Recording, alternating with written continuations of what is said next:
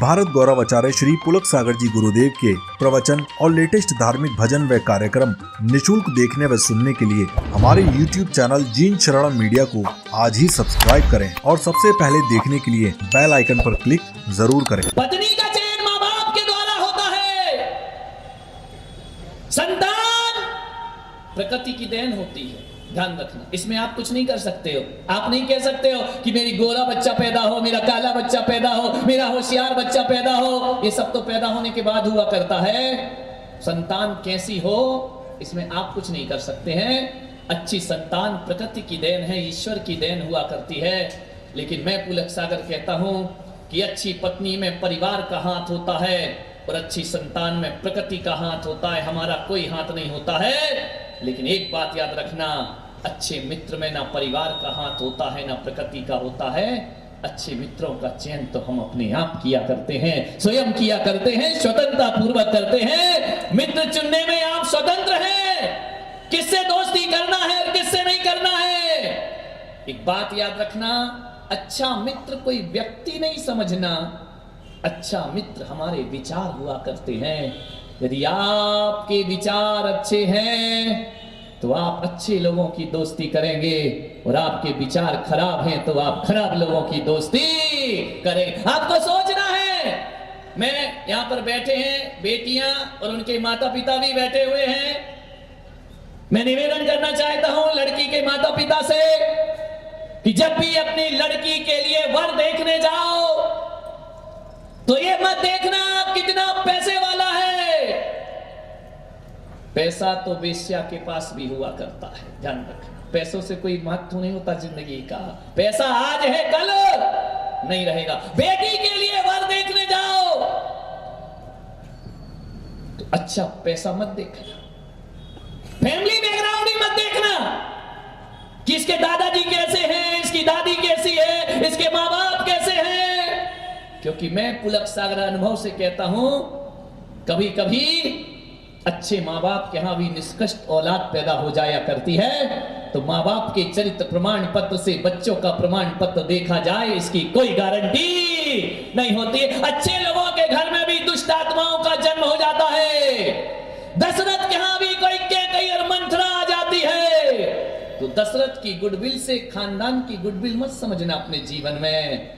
अरे कभी कभी रावण के घर भी त्रिजटा और विभीषण जैसी पुण्यात्माओं का जन्म हो जाया करता है। माँ बाप से कुछ नहीं हुआ करता है। जब भी वर देखने जाओ फैमिली बैकग्राउंड मत देखना, पैसा मत देखना। जब भी वर देखने जाओ और आपको पता करना है कि लड़का कैसा है, उसका चाल चलन कैसा है, तो मैं पुलक सागर कहता हूं माँ बाप या खानदान नहीं, ये देखना उसके मित्र कैसे हैं, उसके दोस्त कैसे हैं, किनके साथ उठता है, किनके साथ। लेकिन आप क्या करते हैं, लड़की के लिए लड़का देखने जाते हैं, पहले देखते हैं किस खानदान का है, कितना पैसा है, क्या कमाता है। मैं आज नई सलाह दे रहा हूं, ये देखना बच्चे की संगति कैसी है।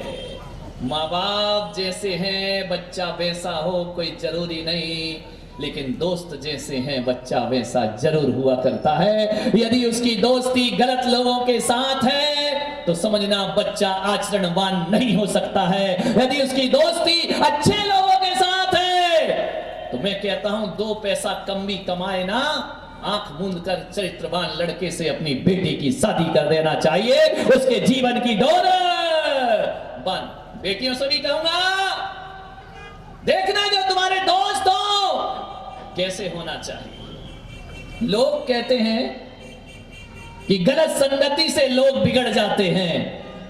मैं पुलक सागर कहता हूं, गलत संगति से लोग बिगड़े या ना बिगड़े, जो बिगड़े लोग होते हैं ना वो ही गलत संगति किया करते हैं। अच्छे लोग कभी गलत संगति नहीं किया करते। लोग कहते हैं कि मोबाइल से लोग बिगड़ रहे हैं, बच्चों को मोबाइल पकड़ाओ तो ये बिगड़ जाते हैं बच्चे।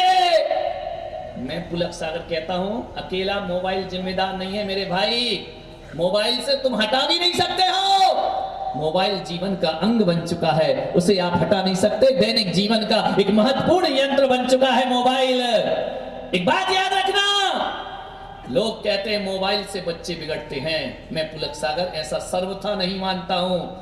मैं कहता हूं मोबाइल से बच्चे नहीं बिगड़ते, बल्कि जो बिगड़े बच्चे होते हैं ना, वही मोबाइल में गलत साइट खोला करते हैं। जो अच्छे बच्चे होते हैं वो तो पुलक सागर के प्रवचन सुना करते हैं, तरुण सागर के प्रवचन सुना करते हैं, वह तो संतों की वाणी।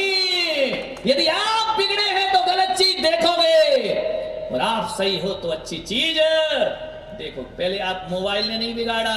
एक बात बताओ, दुर्योधन जितना बिगड़ा था वो मोबाइल से बिगड़ा था क्या? उसके पास कोई मोबाइल था, इंटरनेट था? नहीं था ना। रावण कैसे बिगड़ा था? मोबाइल था, उसके पास इंटरनेट था। ये बिगड़े हुए लोग तो सदियों से चले आ रहे हैं। विचार करना है आपको। कंस किससे बिगड़ा था? उसके पास तो कोई सैटेलाइट नहीं था, फिर भी बिगड़ा हुआ था। अरे अच्छे और बुरे लोग तो सदियों से चले आते हैं। एक बात याद रखना, मुझे समझ नहीं आता है, लोग कहते हैं कि दूसरे लोग सिखा देते हैं। एक बात बताओ, पांडवों को किसने शिक्षा दी थी? बोलो, थोड़ा बहुत तो धर्म जानते हो गए। किसने पढ़ाया था? पांडवों के गुरु कौन थे? द्रोणाचार्य। कौरवों के गुरु कौन थे? द्रोणाचार्य। दोनों हस्तिनापुर के वंश को पढ़ाने वाला एक ही गुरु था, द्रोणाचार्य। ध्यान रखें, एक गुरु जिन्होंने कौरवों को भी शिक्षा दी और पांडवों को भी शिक्षा दी। एक बात बताइए, जब पढ़ाने वाले गुरु एक थे, दोनों एक ही आश्रम में पढ़े, दुर्योधन इतना क्यों बिगड़ गया? अर्जुन इतना क्यों सुधर गया? आपसे पूछता हूं, गुरु ने तो एक सी शिक्षा दी थी ना। विचार करिए, इतना बिगड़ा दुर्योधन, इतना बिगड़ा कि हस्तिनापुर का सर्वनाश कर दिया। दुर्योधन को किसने सिखाया था कि भरी सभा में अपने घर की इज्जत को बेनकाब करना? किसने सिखाया था? ये द्रोणाचार्य ने नहीं सिखाया था। और मैं तो कहता हूं, घर की कुलवधू को भरी सभा में निर्वस्त्र करना, ये तो शायद अंधा धृतराष्ट्र भी नहीं चाहता था। और तो और शकुनी मामा ने भी उन्हें गलत पासे दे करके हारना तो सिखाया था, लेकिन ये नहीं सिखाया था कि भरी सभा में घर की लाज को निर्वस्त्र करने का दुस्साहस करना। ये तो शकुनी ने भी नहीं सिखाया, ये द्रोणाचार्य ने भी नहीं सिखाया। ये किसने सिखाया? दुर्योधन को। विचार करिए, दुर्योधन को किसने सिखाया ये सब गलत काम? इंटरनेट ने? मोबाइल था उस समय, अखबार थे उस समय, पिक्चर थी उस समय। कौन सिखा रहा था ये बातें? विचार करिए, दुर्योधन खुद बिगड़ा हुआ इंसान था। ध्यान रखिए, उसे सिखाने की कोई जरूरत नहीं थी। तो मैं आपसे कहता हूं, जो भीतर से खुद ही बिगड़ा हुआ है, उसे क्या दुनिया सिखाएगी? वो तो जन्मजात सीख करके आया करता है। आपसे मेरा निवेदन है, यदि आप गलत हैं तो आपके हाथ में गलत साहित्य होगा, और आप यदि सही हैं तो आपके हाथ में सही साहित्य होगा।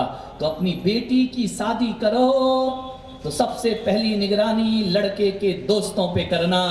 ये बात पुलक सागर की गांठ बांध लेना, जिनके घर में बेटियां हैं। और अकेले बेटों की बात नहीं कर रहा हूं, घर में लक्ष्मी लाना हो तो लड़की की संगति भी देखना कि किसके साथ रहती है, किसके साथ खाती है, किसके साथ घूमती है, कॉलेज जाती है या गार्डन में घूम करके वापिस।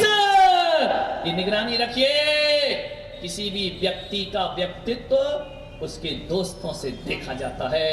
ना जन्म कुंडली उसका भविष्य बता सकती है, ना ज्योतिष बता सकता है। किसी व्यक्ति का भविष्य क्या होगा, उसके यार दोस्त, उसका फ्रेंड सर्किल से पता चल जाता है। ध्यान रखना मान्यवर, सावधानी से करना अच्छे दोस्त का चयन।